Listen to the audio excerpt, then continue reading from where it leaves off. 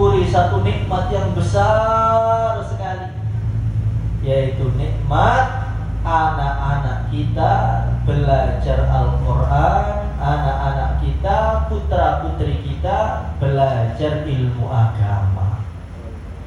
Ini satu anugerah yang sangat besar sekali. Masya Allah, dalam satu riwayat dikatakan nanti di akhirat Allah Subhanahu wa ta'ala akan mengumpulkan itu orang-orang yang hafid Al-Quran, akan mengumpulkan orang-orang yang alim tentang ilmu-ilmu agama. Allah berfirman kepada mereka, wahai hamba-hambaku, kalian tahu atau tidak kenapa kalian ini saya pahamkan agama? Enggak tahu ya Allah, kenapa saya ini dipahamkan agama? Kenapa dijadikan hafid Quran? Kenapa? Allah Subhanahu wa ta'ala berfirman, tidak saya letakkan ilmu agama kepada hati kalian kecuali saya ingin mengampuni dosa kalian, berapapun banyaknya saya tidak peduli. Maka saat itu Allah berfirman kepada orang-orang yang ahli ibadah, udkhulul jannah, masuk surga sana. Dan orang-orang yang alim, orang-orang yang hafid Al-Quran, Allah berfirman kepada mereka, kif, kalian jangan masuk surga dulu, hatta tashfa'alin nas, sehingga kalian mensyafaati siapapun saja orang yang kalian kehendaki. Maka hadirin yang dimuliakan oleh Allah Subhanahu wa ta'ala, jumlah syafaatnya itu tergantung ketinggian ilmunya.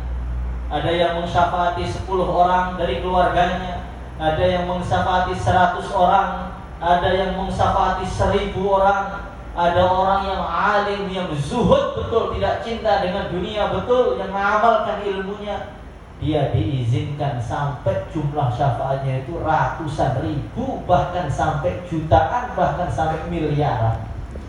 Maka satu orang dari kampung dia tadi ini sudah bisa mensyafaati seluruh keluarganya, tetangganya, orang kotanya, bahkan satu negara disyafaati oleh satu orang.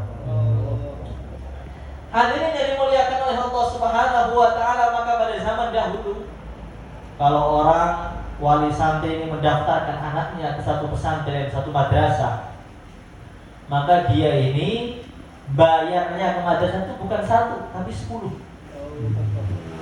Kenapa 10? Karena dia punya pemahaman, punya pikiran, punya pemahaman. Saya ini mendaftarkan satu anak ke madrasah, hakikatnya adalah mendaftarkan 10 keluarganya masuk surga. Berarti karena yang daftar 10 masuk surga, dia bayar bulanannya itu bukan 1 tapi 10. Bagaimana? Pak Jamil senang ini. Hadirin yang dimuliakan oleh Allah Subhanahu wa ta'ala, maka karena anak yang alim itu sulit betul, derajat yang sangat tinggi, yang sangat istimewa, maka ujiannya juga besar. Masya Allah. Dalam kitab-kitab itu ada setan, namanya setan hamma khair, yang tugasnya itu menggoda pelajar-pelajar supaya tidak lulus, tidak selesai belajar.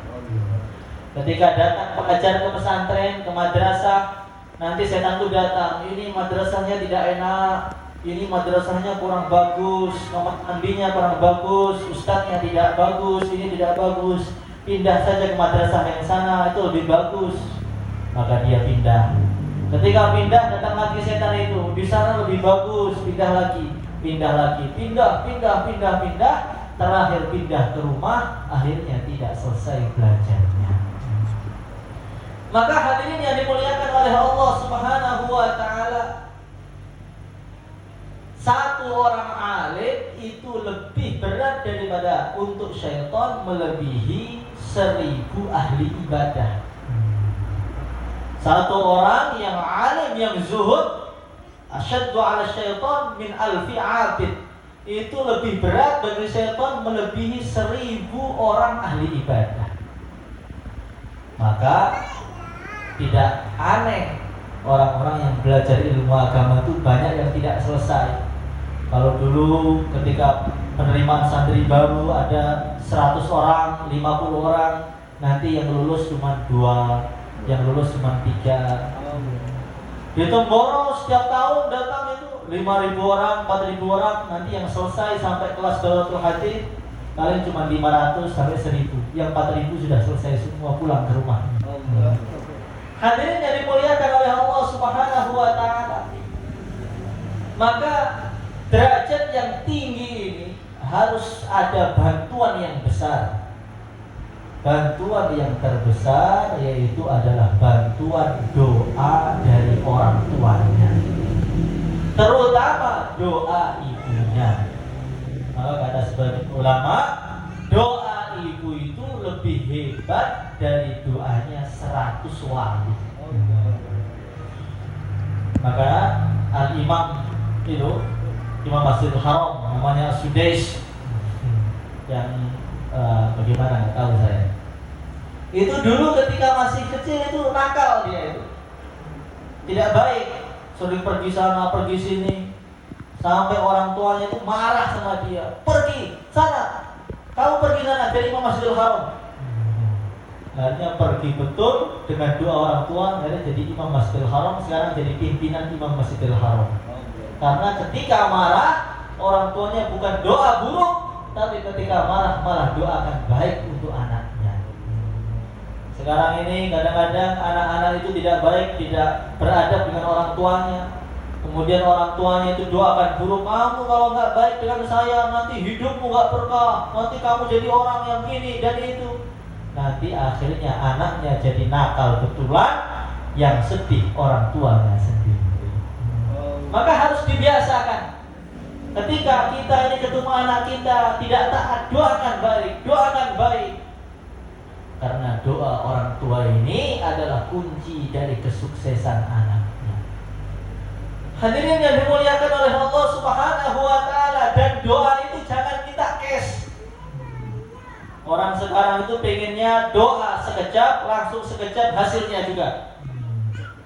Nabi Allah Ibrahim alaihi salatu wassalam, seorang nabi, seorang rasul, ulul azmi minar rusul, bahkan Khalilullah, nabi yang derajatnya itu pas tepat di bawahnya Rasulullah sallallahu alaihi wasallam. Beliau doa, Rabbana wa ba'ath fihim rasula. Ya Allah, di Mekah Al-Mukarramah Kau kirim nabi dan rasul. Yang doa Nabi Ibrahim. Setelah 1000 tahun dari doanya, Allah kirim Nabi Allah Musa alaihi salatu wassalam, dan dikirim bukan di Makkah Al-Mukarramah. Setelah 2000 tahun Allah kirim Nabi lagi, namanya Nabi Isa, tidak dikirim di Makkah Al-Mukarramah.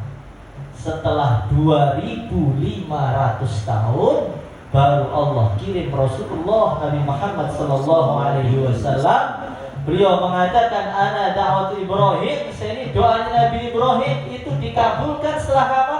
2500 tahun dari doanya seorang nabi, seorang rasul, ulul azmi minar rusul, tanpa hasilnya setelah 2500 tahun. Maka jangan kita nih kalau doa, ya Allah gak tanpa hasilnya, bagaimana ya Allah? Maka dalam Bukhari dikatakan, Allah akan menerima doa, mengabulkan doa hambanya selagi hambanya tidak berbicara, tidak mengatakan saya sudah doa tapi tidak ada hasilnya. Ketika hamba itu sudah mengatakan saya sudah doa tapi tidak ada hasilnya, saat itu juga ditutup pintu ijabah untuk dia. Hadirin yang dimuliakan oleh Allah Subhanahu wa taala, Al-Imam As-Suyuti. Imam Suyuti ini walinya wali, pimpinan para wali. Beliau kalau datang ke Makkah Al-Mukarramah cukup 3 langkah. 1, 2, 3 sampai Mekah. Dari Mesir cukup 3 langkah sampai Mekah. Ulama yang sangat hebat membuat kitab Alfiyah Suyuti 1000 bait cuma 5 hari. Ulama yang sangat hebat hafid hadis 100.000 hadis beserta sanadnya. Itu anak beliau nakalnya luar biasa. Anaknya wali, anaknya ulama, santrinya ribuan, nakalnya luar biasa.